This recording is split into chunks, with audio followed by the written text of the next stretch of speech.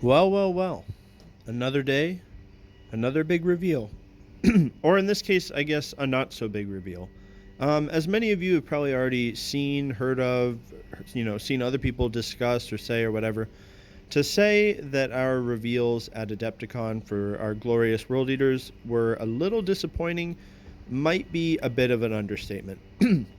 So, what we're going to do is we're just going to dive in to exactly what is going on here with this reveal that we received, what's good about it, what's bad about it, what we could maybe have done differently or better, and what we were maybe hoping for in the future. We're just gonna have a little bit of a discussion. It's gonna be pretty chill, pretty laid back, but I have some thoughts. So right here we have our model. Okay, so this is the Slaughterbound. I literally had to go back and reread it. So this is the Slaughterbound, and he's basically meant to be leading your 8-bound or your Exalted 8-bound.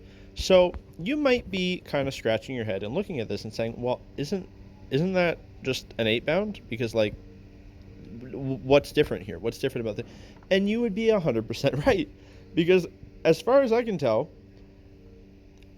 I can't see what is different about this than a regular 8-bound. Maybe he is like 10% bigger. Maybe it's kind of hard to tell from the pictures. He might be a tiny bit bigger, but as far as like his war gear, his weapons, his armor, his look, he looks no different than like an Exalted 8-bound.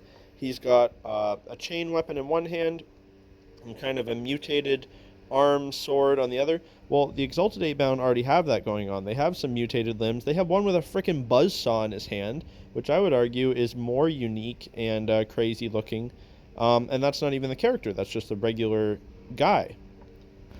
So, yeah, so this guy is apparently supposed to be leading your 8-bound, and the difference being, so with the 8-bound, they're getting blood letters, so the small corn demons shoved into them. This guy apparently is containing an entire blood thirster. Now, if you want to see the difference between a blood letter and a blood thirster, here they are on the screen. Blood letter, about the size of a person, man-sized corn demon. Blood thirster is a massive, towering, like almost knight-sized monster, and is like a, basically like a mini corn at that point. And this guy has that in him, and yet he looks the fucking same.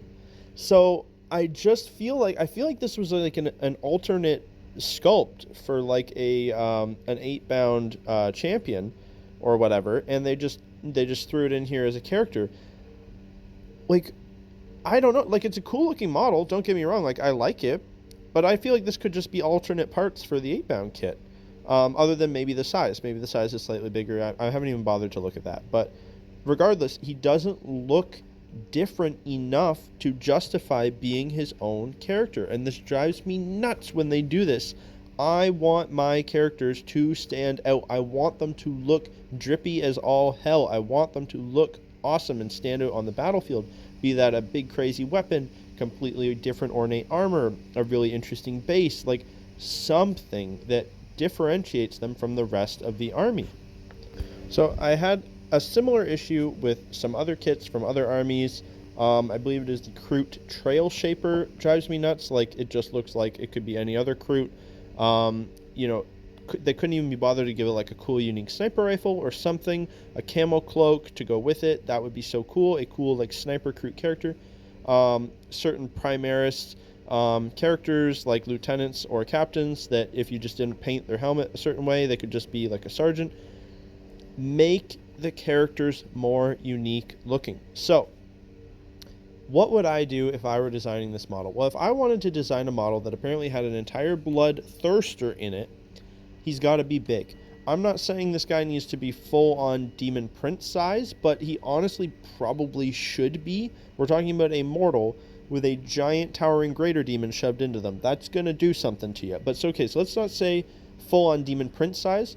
Somewhere between Demon Prince and 8-bound. We're probably still talking about a 60mm base. He's just maybe a little shorter in stature than a Demon Prince. Doesn't need the wings, but he should have more of the blood thirster elements. Let's see some big horns growing out of his head. Let's see a massive two-handed axe that's like big enough that, like, no normal mortal could wield it. Let's see some really ornate armor with like really big shoulder spikes. Let's see some huge bulging like arms and muscles. Basically, I think that if this is going to apparently have a greater demon in it, it should look like it could go toe to toe with basically a demon prince level of character, because demon princes and greater demons, they are on a kind of similar-ish like battlefield power kind of level. I know in game like demon princes are below a greater demon, but like in the lore they can both do some pretty crazy stuff. This guy should be comparable to a demon prince, both in size, in battlefield presence. He should be a good head taller at least than the regular 8-bound that are already quite big. And you should be able to tell, like, oh, that for sure is the special one.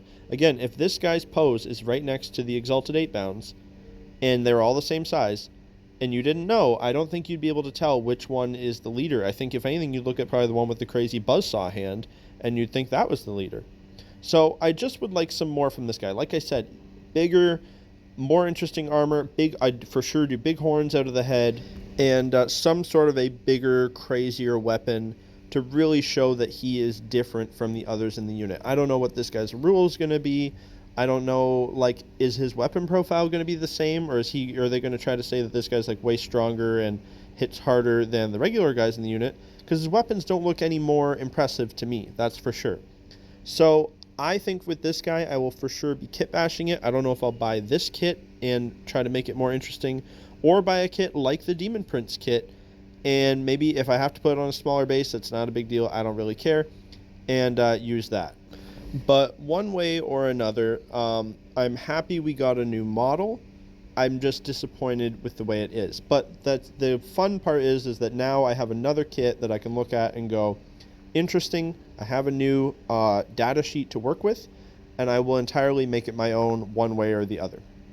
Now, as far as releases that we were hoping to see and that we would have been happier to see, I think that there is a number of things. One thing that's been missing from all of the Chaos armies so far is some unique Chaos spawn.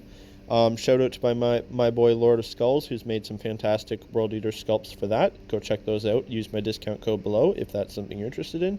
But I think those would have been a welcome addition to the roster we don't have. I think for sure some sort of cavalry to go with our Lord on Juggernaut. I think we've seen lots of art of berserkers riding juggernauts, and I think a unit of them would have been greatly appreciated, if not berserkers on bikes, which has been a long-standing thing in the lore that we don't have anymore. I think we could have seen dual-wielding berserkers. Finally, again, our codex artwork is a berserker dual-wielding axes, and that is not an option anywhere in the book. Why is that not an option in our book when they keep putting it on the cover of the book? I think that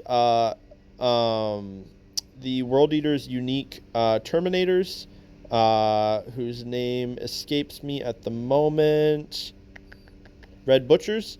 We could have got some Red Butchers. I think that would have been fantastic. Could have just been a simple upgrade sprue.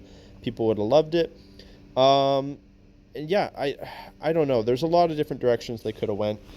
But I know it always comes down to money, doesn't it? So maybe the World Eaters just didn't sell that well, or maybe, they just weren't expecting them to sell that well, and then maybe they did, and then they had to kind of rush this thing. I don't know.